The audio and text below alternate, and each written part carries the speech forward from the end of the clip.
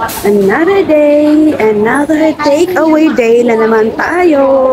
Tara, mag-takeaway tayo ng lunch. Iko. Ayan. Tong cafe ah. Purple tomato. Ang tomato. Okay. 凍奶茶， Tong cafe. 凍咖啡。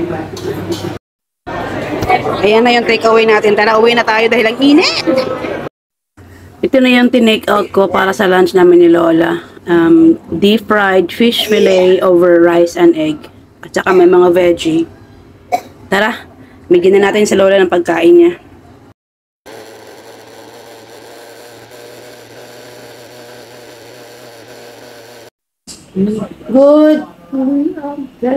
Good afternoon. Sikfan.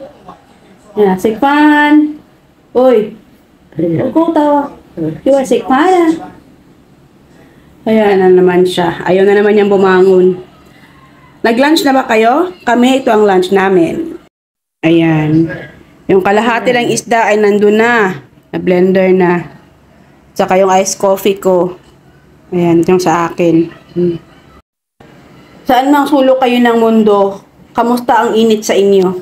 Grabe dito.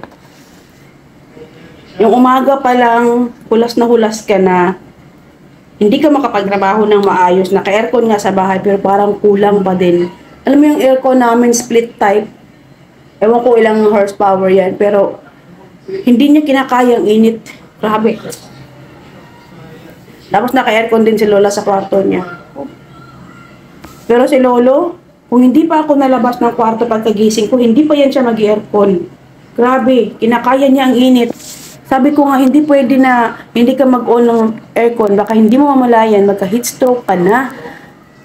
At saka sinabihan na din siya ng mga anak niya na mag-aircon talaga, mag-i-on talaga yung AC.